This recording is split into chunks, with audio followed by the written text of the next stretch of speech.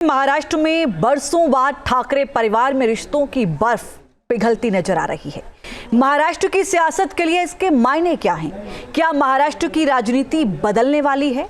आखिर ठाकरे परिवार के सामने सियासी चुनौती क्या है?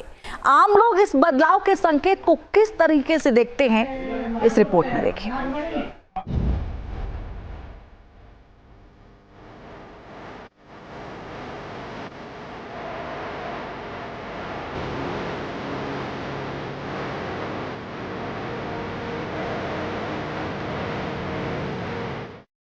क्या महाराष्ट्र की राजनीति बदलने वाली है?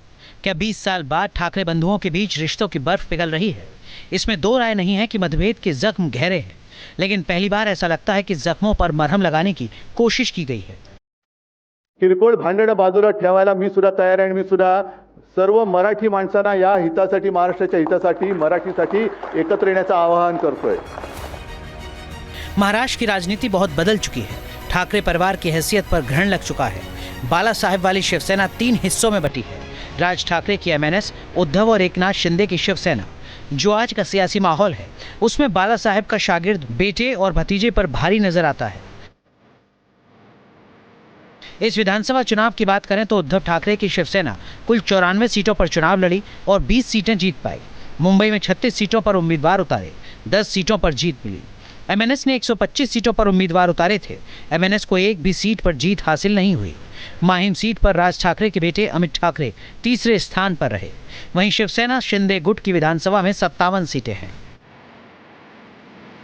राज ठाकरे के लिए इस वक्त महाराष्ट्र की राजनीति में जिंदा रहने की बड़ी चुनौती है। उन्हें मालूम है कि जल्द बहुत कुछ करना होगा। यही वजह है कि राज ठाकरे हिंदू कार्ड से अब मराठी कार्ड पर लौट रहे हैं। उद्धव से मनमुटाव दूर करने का संकेत दे रहे हैं, लेकिन 20 साल पहले टूटे सियासी रिश्ते को जोड़ना आसान नहीं है। राज ठाकरे जी ने कहा है कि अगर कोई गिले शिकवे हमें है तो भाइयों में, तो मैं कोई ईगो नहीं रखूंगा और दूर करूंगा महाराष्ट्र के हित के लिए।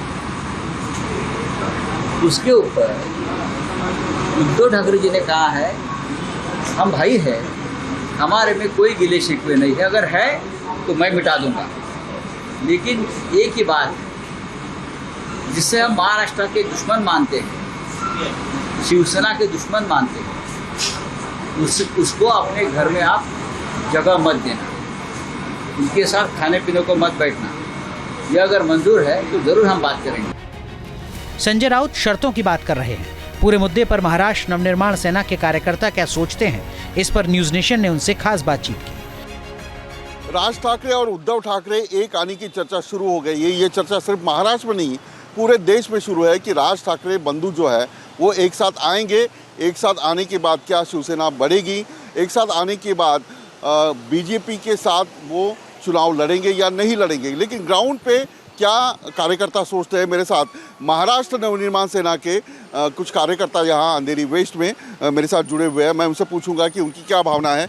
ये बताइए कि कल राज ठाकरे ने ये कहा था कि महाराष्ट्र के हित के लिए हम इकट्ठा हो सकते हैं, तो क्या लगता है?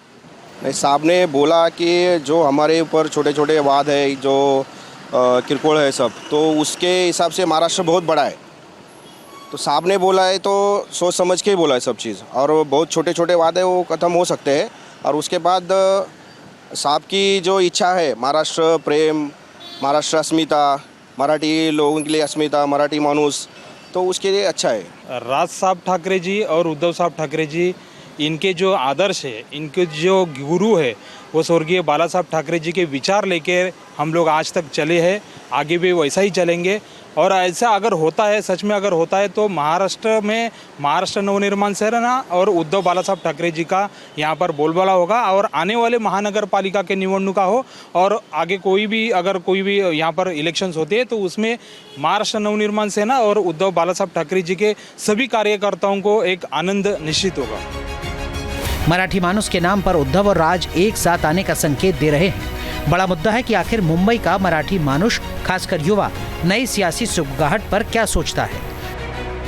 हाँ, तो महाराष्ट्र के हित के लिए वो आने चाहिए हम, पर शायद देश के लेवल तक नहीं पहुंच पाएंगे। शायद महाराष्ट्र लेवल तक पहुंच पाएंगे। महाराष्ट्र में वो जो करना चाहते हो करेंगे। बहुत मुश्किल है। नहीं, मुश्किल लगता है। दोनों भाई है दोनों, विचारधाराएं अलग है, जो थॉट प्रोसेस है, विचारधाराएं जहाँ मिलती वहीं पे, चाहे भाई हो या ना हो, लेकिन अगर विचारधाराएं सेम है किसी भी पार्टी में तो वो साथ में आ सकते हैं। जहाँ विचारधाराएं काम करने का तरीका अलग हो तो वहाँ पे साथ में आना बहुत मुश्किल है। ये हो जाए तो महाराष्ट्र के लिए इससे भी बेटर और कुछ नहीं है, क्योंकि मराठा वोट कंसोलिडेटेड हो जाएगा एंड अभी फ़िलहाल वही ज़रूरत है महाराष्ट्र में। तो वैसे इस साल महाराष्ट्र के अहम सियासी घटनाक्रम की बात करें तो बीएमसी चुनाव में बड़ा सियासी महासंग्राम देखा जा सकता है। 3 साल से लगातार टल रहा बीएमसी चुनाव इस साल अक्टूबर में हो सकता है। बीएमसी पर कब्जे के लिए एनडीए पूरी ताकत लगा रहा है। राज और उद्धव के लिए भी बीएमसी का चुनाव वजूद से जुड़ा है। वैसे शिवसेना के मुखपत्र सामना में भी राज उद्धव के बयानों को लेकर सकारात्मक संकेत दिए जा रहे हैं, लेकिन सवाल ये कि संकेत सियासी गठजोड़ में तब्दील हो पाएगा या नहीं। Team news nation. News nation अब व्हाट्सएप पर खबरों के ताजा अपडेट के लिए न्यूज़ नेशन के इस क्यूआर कोड को स्कैन करें।